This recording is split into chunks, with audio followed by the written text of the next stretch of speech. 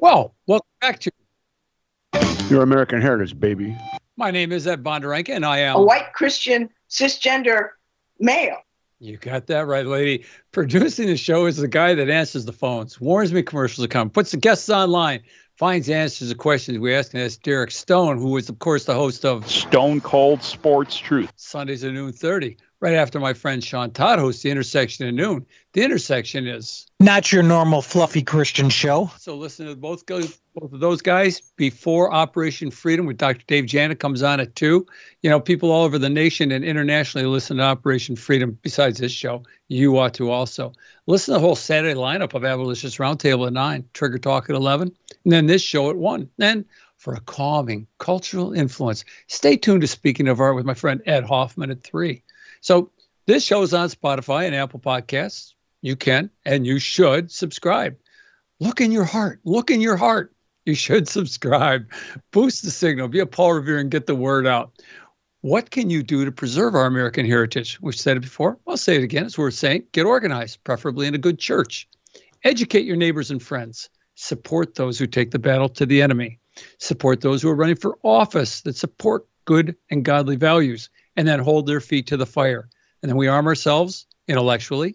We learn the facts for ourselves and we make wise decisions that way. And we can explain why we act the way we do to others, and then arm ourselves physically. Get a gun, learn to use it.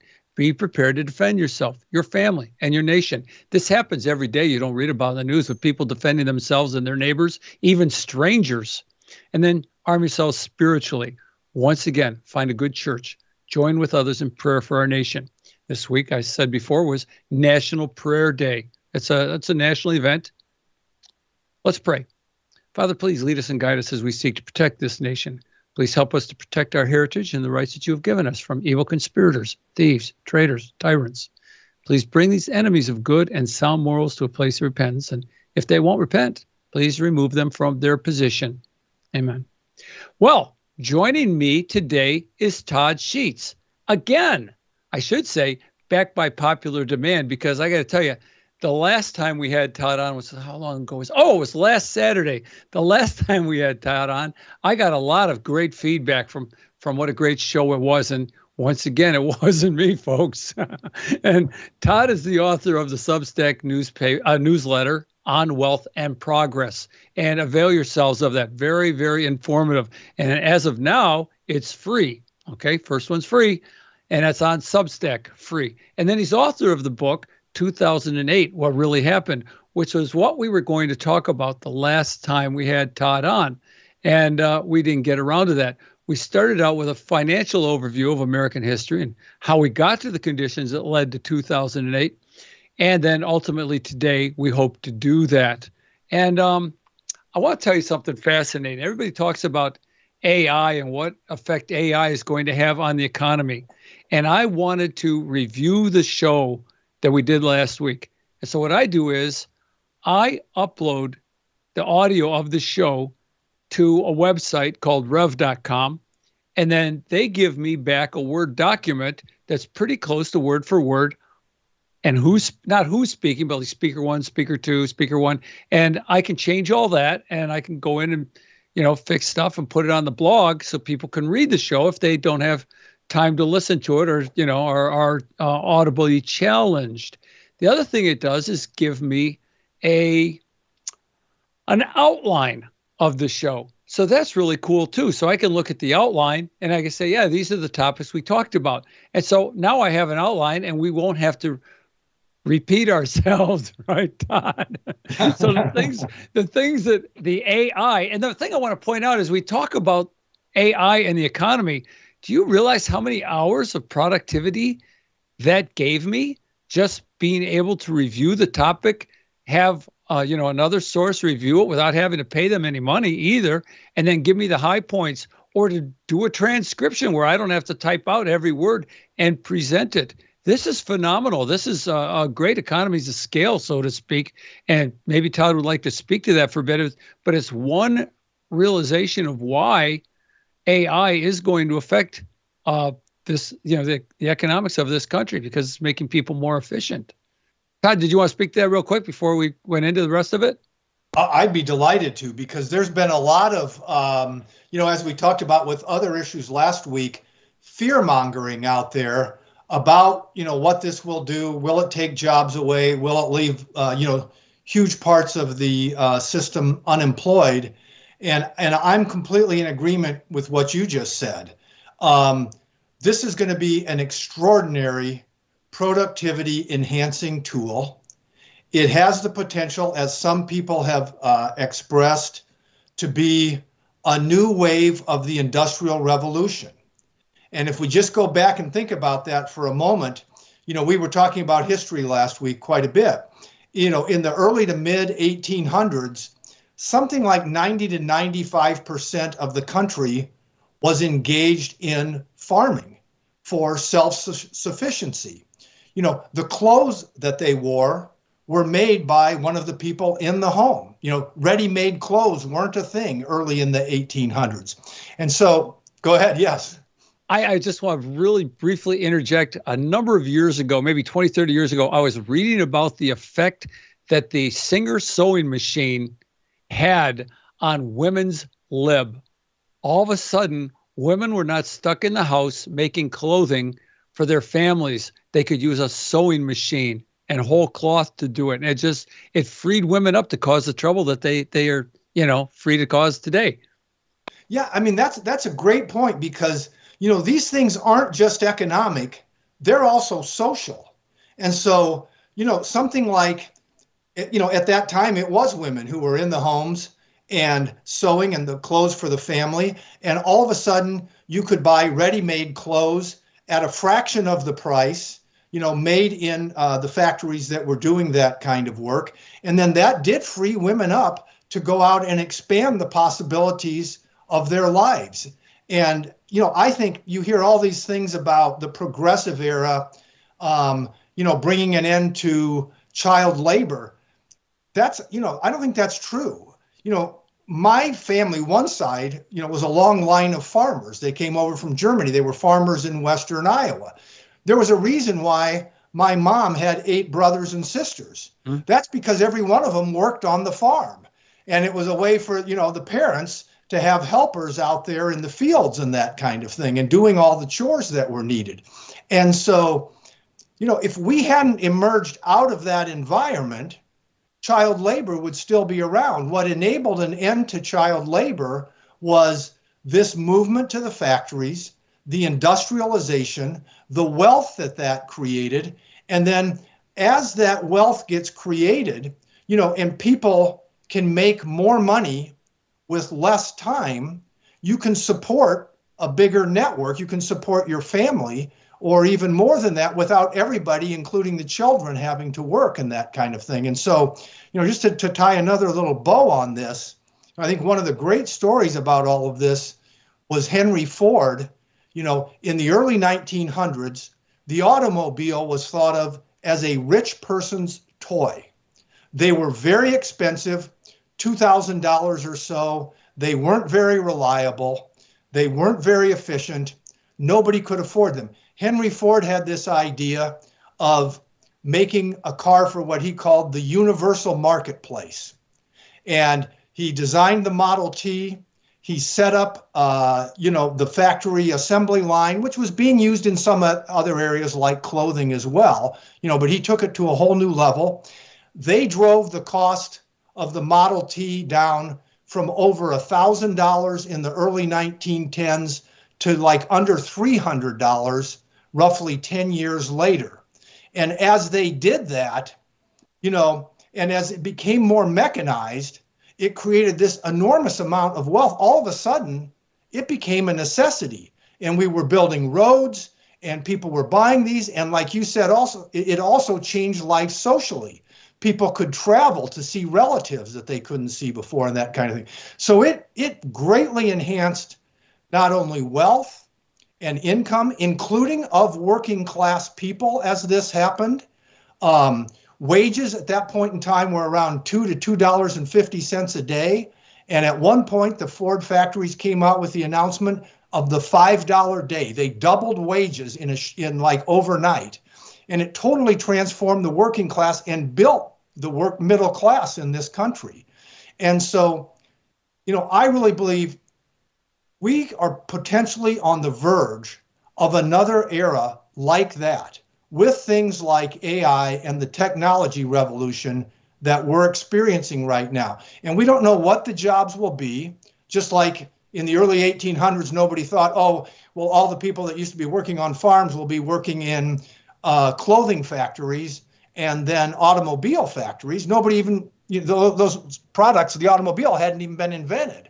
Airplanes hadn't been invented. Motion pictures weren't invented. So it's very easy to visualize the fears about what might be lost.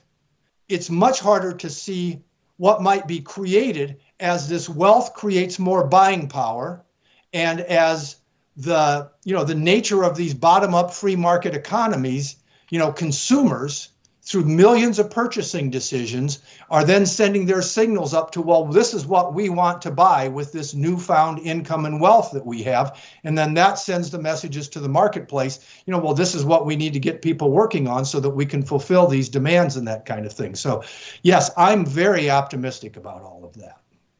That's interesting. It's also interesting. We'll get to your book. Henry Ford and I had two different thoughts. One was I just recently read about Model Ts and how collectors are trying to be period correct with a Model T. Make all the serials match and make sure, oh, you had the right brake pedal on the right year because they didn't supply that brake pedal. And by the way, that 8-track was not available on that Model T at that time. It did not have air conditioning, so you got to rip that out.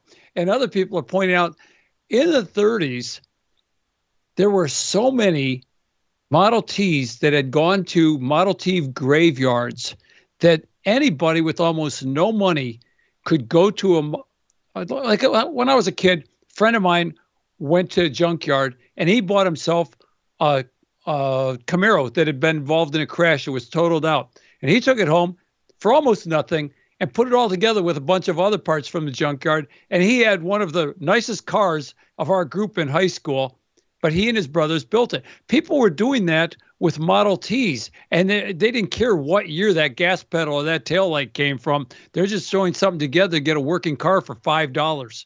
And that in itself did a lot for the economy because people couldn't afford a new car, now could afford, a used car or a car they actually threw together themselves because they didn't have to worry about not getting the chip for that engine.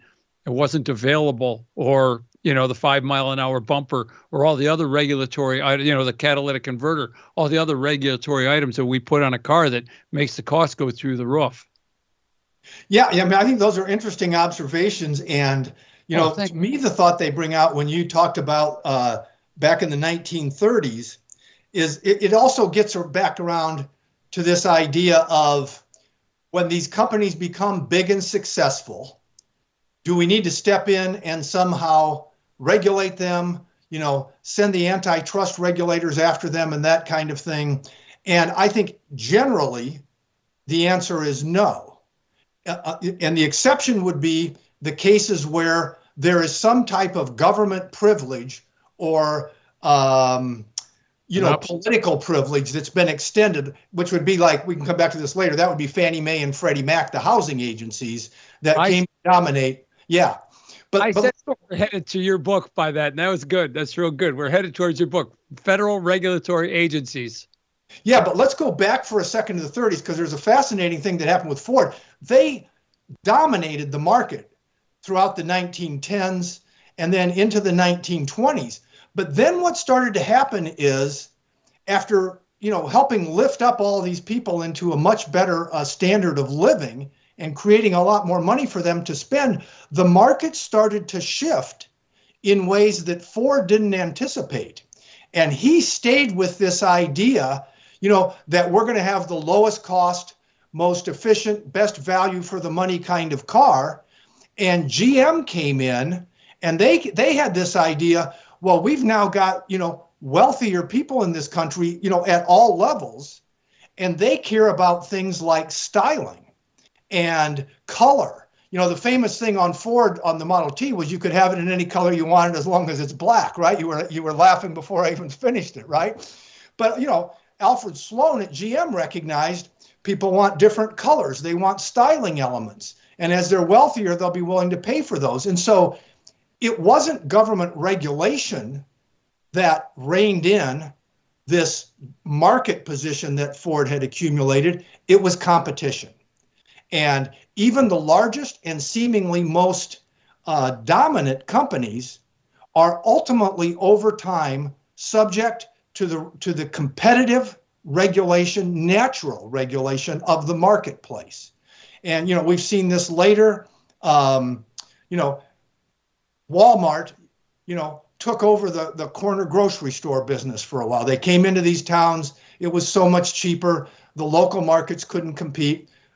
There was that was a tough element for some people. I understand that.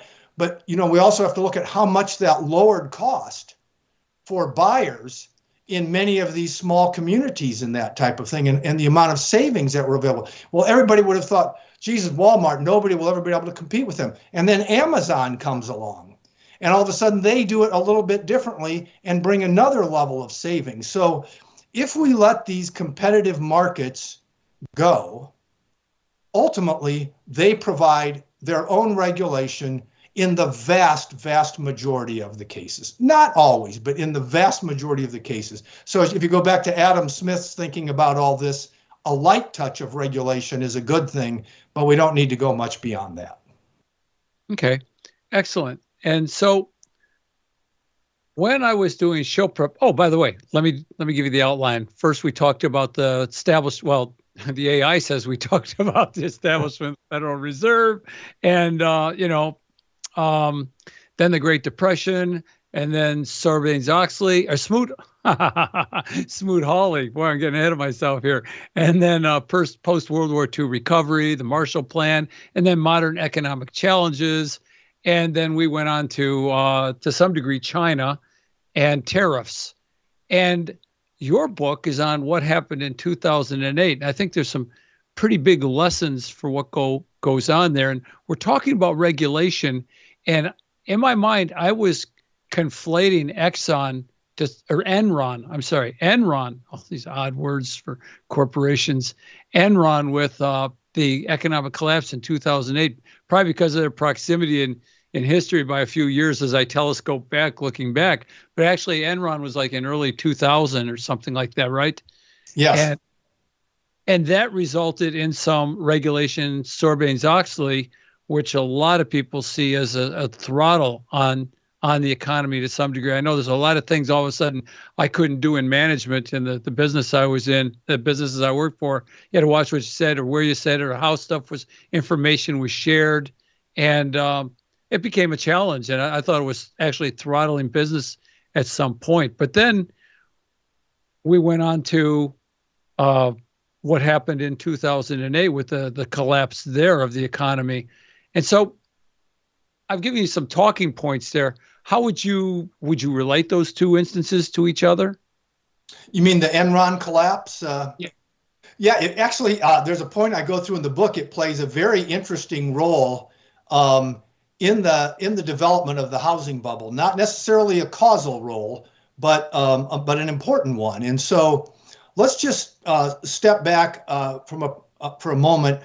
And from a big picture perspective, I think, one of the problems that's resulted from the housing bubble is that we still don't really understand nationally what caused it.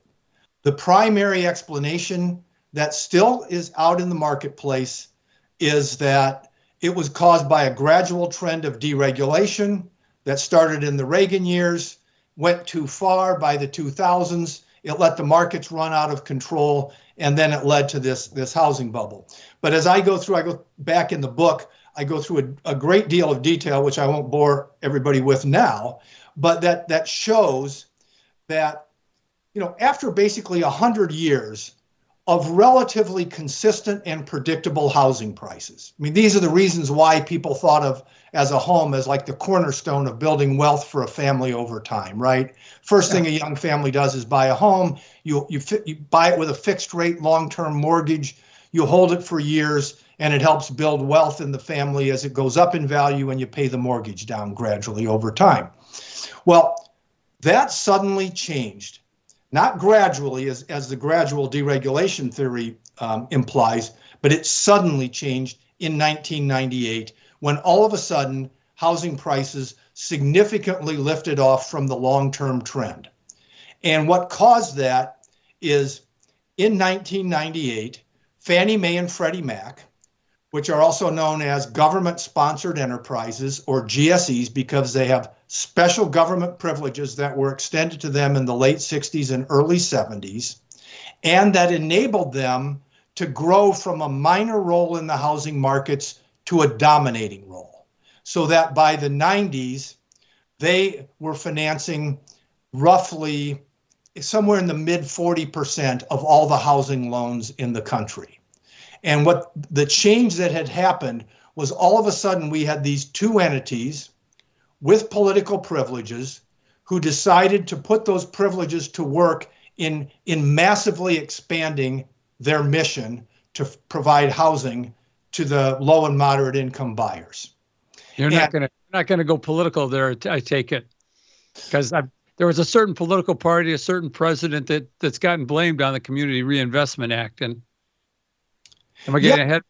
Yeah. No. I mean, this is a shared thing. I mean, this started in the 90s under Clinton, but it was continued in the 2000s under Bush also. Although some of the driving force in the housing bubble changed in the early 2000s. But what happened in 1998, the very year that housing prices took off, is that Fannie Mae and Freddie Mac, after amassing almost half the marketplace, then suddenly went on a massive expansion of their mission. In that year, their growth rates doubled.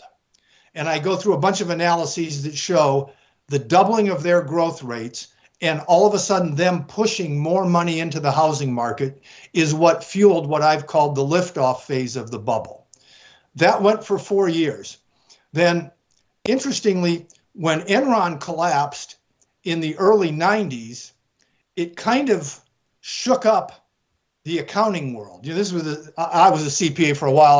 I was long gone by then, but it made the regulators think they needed to impose some new laws like you were talking and restrictions and so on and so forth. And it also made, because Arthur Andersen, the Houston office of Arthur Andersen, basically caused the entire firm to collapse. It was the largest public accounting firm in the world. It's the one I had worked with for a few years in the early 80s. And it collapsed. And all of a sudden, all the accounting firms realized we need to start looking more closely than we have been. And so what happened is Fannie Mae or Freddie Mac had to change their auditors, and the new auditors in this new environment scrubbed the books more closely and said, hey, we think you're manufacturing these earnings. They're way too predictable. And so there was this kind of moment where that actually slowed the growth down a little bit. We're going to have to continue that after the break because Derek faithfully is telling me we have 30 seconds left. That means the music started. And of course, we're talking to Todd Sheets, the author of 2008, What Really Happened. And we actually are talking about 2008, really happened this time. So come on back if you want to hear more.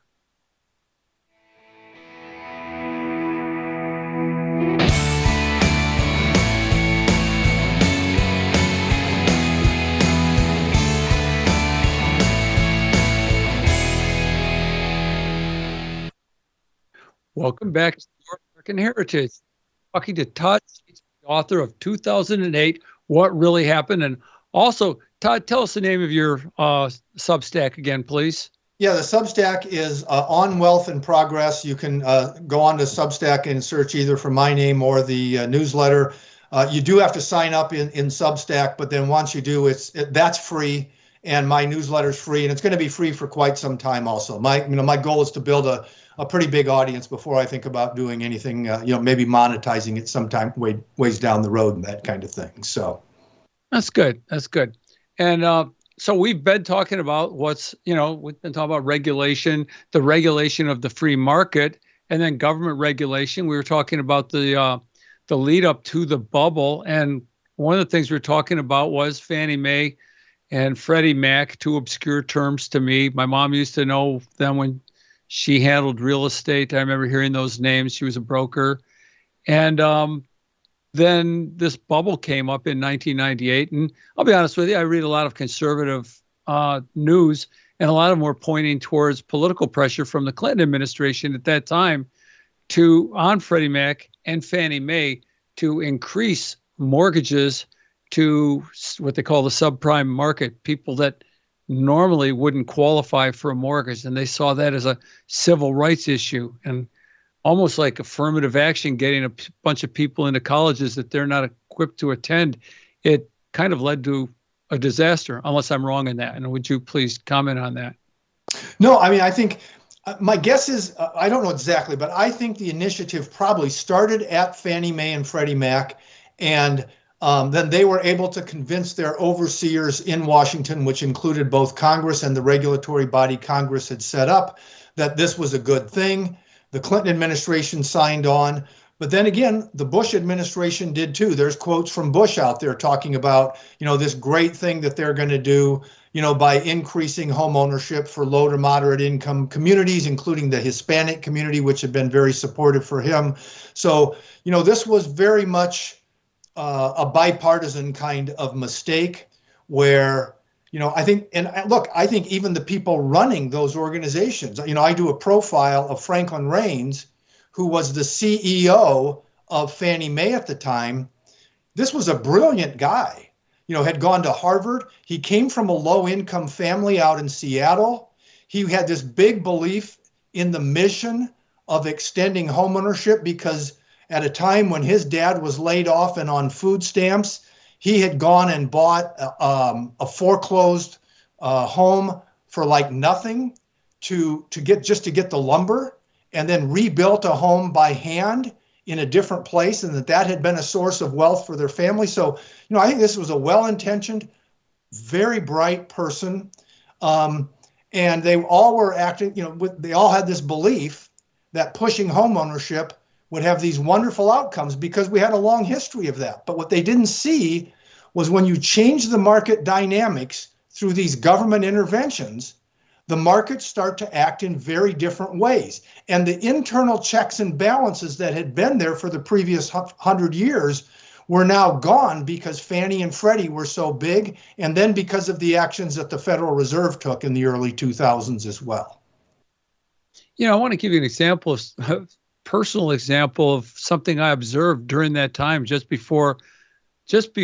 the bubble, frankly, just before everything burst. And my son was in real estate. He was trained in real estate.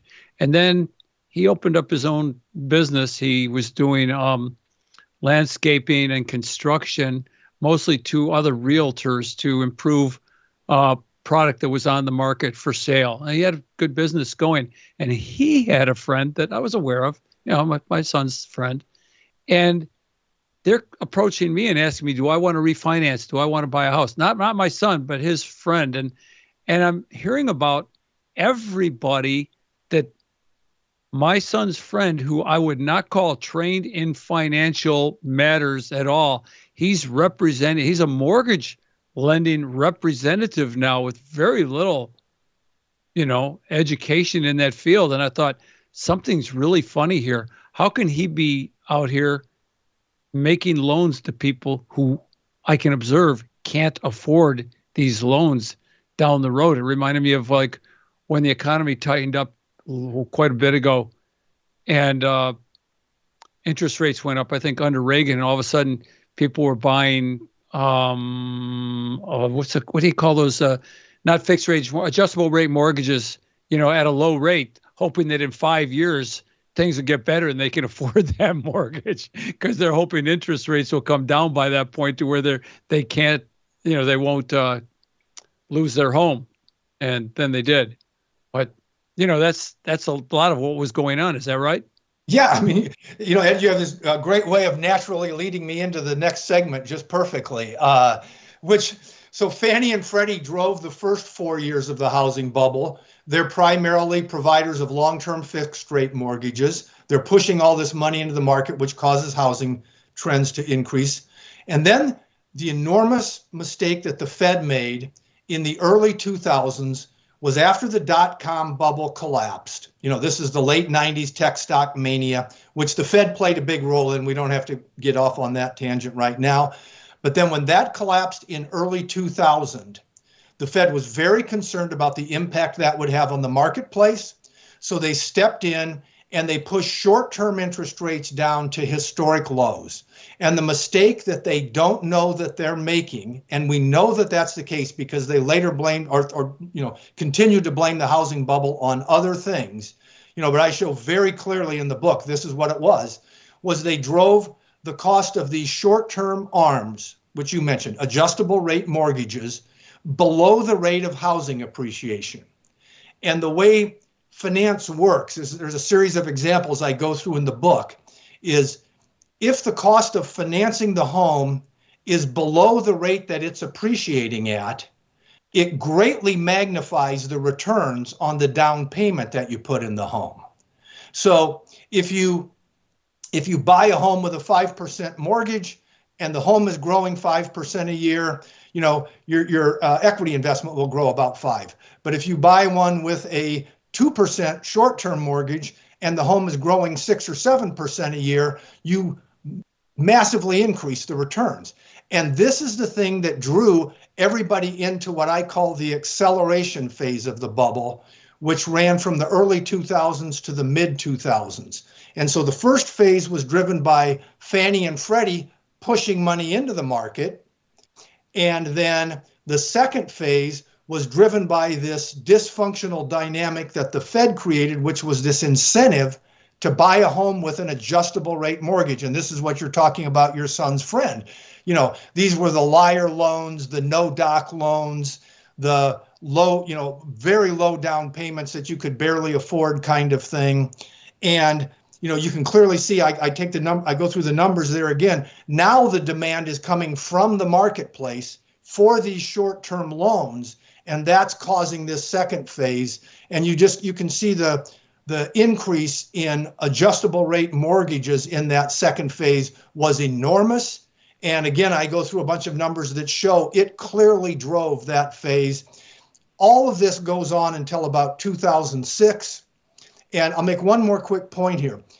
Many people, most of the books, some of the movies that are out there have focused on that craziness of that period, which everybody remembers as kind of like, this shows that it was markets run amok and we needed regulation, and that's the problem. That's kind of where this general deregulation theory comes from. But what you have to ask yourself is, why then and not at some other time? If the housing markets were susceptible in and of themselves to this kind of craziness, then why don't we see periods like that in the 80s, 70s, 60s, 50s, 40s, 30s, and we don't. The reason it all happened at that point in time is because first Fannie and Freddie triggered it, and then the Fed accelerated it. And those are the precipitating things that caused all this lunacy to occur. So that's not to, take away blame or to say that, these mortgage companies or these big institutions didn't make mistakes and those kinds of things. They did. And a lot of, bad practices developed, but they happened at that time for these reasons and not previously. Would you say some of them acted criminally, or if not criminally, marginally criminally, like we're going to take advantage of this and we know what's going to happen, but we're going to get in now?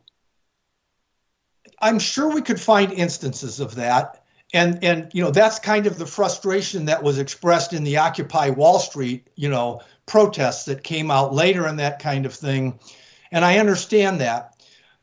I don't think it was exorbitant because in many of these institutions that went down, some of which went bankrupt, others of which went down dramatically, the executives in most of those companies owned huge amounts of stock. We're talking about people who lost hundreds of millions of dollars when Bear Stearns failed or Lehman Brothers failed. And so, I'm sure there are instances of criminal, or unlawful activity. I don't think that was really what was driving it. I think what was driving it were these dynamics where it seemed like there was so much easy money to be made in a market that everybody believed would never collapse on a national basis because it hadn't happened before. And everybody missed, first, the fact that Fannie and Freddie had gradually become the 800-pound gorillas that, unlike any previous time, were capable of driving the whole market all the way across the country. And then second, the Fed, through its control of interest rates, which also affects every market in the country simultaneously, made this unique combination of mistakes. And then for a few years, it was just like, okay, it's easy money. It's like playing in a casino where it's, heads I win, tails you win, everybody wins kind of thing, until all of a sudden it collapses. So these influences of the federal government that affected, what happened, this was the unseen hand of Adam Smith speaks about, right? Well, yeah, I mean, he talks about it's a little bit, let's just manipulate that a little bit or look at it from slightly. His idea with the invisible hand is that the invisible hand will naturally guide markets in a way that produces the best outcome for the individuals within the market. And that even though the individuals aren't trying to create the best outcome for society as a whole, that will be the natural result of their activities. And so that gets back to this idea that, we could have two approaches. You have a top-down approach where there's a small body of people, maybe it's the Communist Party in China or the Soviet Union, or even the people at the Federal Reserve setting interest rates, even in a relatively free market economy like ours. They decide what things should be, and then they impose that on the rest of the system. Or you take the other approach, which was the Adam Smith, and you say, we let the people decide. And so, I'm not sitting in Washington trying to decide what you should be buying and how much you should be buying of it, and therefore telling somebody else that they need to build this factory to make these things that I think you should be buying. You make the decision every time you go out and you spend your hard-earned money, and that sends these signals, which guides the markets through this invisible hand. But isn't that, now you've got me going, because isn't that what we're doing with tariffs? We're telling people, you build that here, not there, because it's better for us. Now you've got me, anti-tariff momentarily. Yeah, well, that's understandable. There's plenty of anti-tariff sentiment out there. So I'm glad you mentioned that. Look, I think a couple of things. I think we have to separate the use of tariffs into at least two categories. And one is China. And I think we talked about this last week a little bit. But, we've extended an economic olive branch to the Chinese Communist Party and the people. And unfortunately, the Communist Party has weaponized it and used it against us. And they've exploited the low wages in their population and through a number of other measures, including unfair tariffs and, unfair trading practices to enhance the power of the Communist Party. And instead of becoming a trusted trading partner and a global ally, they've become a belligerent country on both of those fronts. And so I think that's one area where we have to address, international issues with trading policies, which is effectively like what we did with the Soviet Union. That economy was isolated throughout the Cold War. And that's the reason it ultimately couldn't grow as fast as ours. And it's the reason we could win, without having to engage in a military conflict with them. So then the second area of tariffs is this friends and allies category. And I do agree the messaging could have been better there. But, we also are still sitting here with unbalanced trading relationships that are an outgrowth of what happened in World War II. And so I agree the ideal objective to me for these tariffs with our friends and allies would be to enter into negotiations that creates a level playing field. So we're not sitting there like we were until very recently with Germany charging 4 times the tariffs on our cars that we're charging on them, or with Japan, who has all of these trade restrictions that makes it virtually impossible for an American company to do business in Japan, while we open up the doors and say, come on in, set up your business and go to work, kind of thing. And so I think, yeah, the best thing is to set those on a level playing field, and not to try and direct the benefits into any particular sector like manufacturing or anything else, but then let the natural evolution and growth of the economy dictate where the new jobs are. And all we're trying to do is make sure our workers in this country have at least a level playing field to benefit in this new round of growth. So we're competing on a level basis, kind of thing. Yeah. Last week I think I coined the term free markets demand free men. And I used that comment on a friend's blog recently in a sense of defending the tariffs on China. And a guy who goes by the nom de blog of extreme libertarian, and he is, I think it's almost to the point of anarchy, and he came back and said, oh, no, you are benefiting. You benefit from from China's slave labor. So that's a good thing. It's like, well, does not moral behavior, my benefiting from slave labor, that's a good thing? You don't have a problem with that? He says, no, I don't. The market will correct itself. After a while, the slaves will revolt. Like, a number of people thought that was kind of like off the charts. But I don't know. This, the invisible hand of Adam Smith, eventually caused slaves to revolt so that we don't need tariffs. Well, that's the reason we went down this with China in the first place. Was the expectation was that if we allowed them into the global markets and allowed their people to begin to experience upward mobility, which happened, then they would demand social and political freedoms as well, and it would lead to democracy. Which they did. I'm sorry, not lead to democracy, but you mentioned Tiananmen Square before. Exactly, and that's the thing that we missed was, as we talked about, we missed the bloodstains on the streets and the walls of Tiananmen Square, which was effectively the Chinese party saying, this was actually before all this got going. This was in the late 80s. What they were effectively saying to their own country and to some extent the world, although we missed the message, is we will let these things go as long as it's in the interest of increasing the power and the control and the prestige and influence of the Communist Party, but no further than that. And so there have been good things that happened. Many people in China have been raised up out of subsistence levels of poverty. And if the Communist Party had either gone away or somehow become, like I said, a trusted trading partner and a reliable ally, that would be great. But they haven't.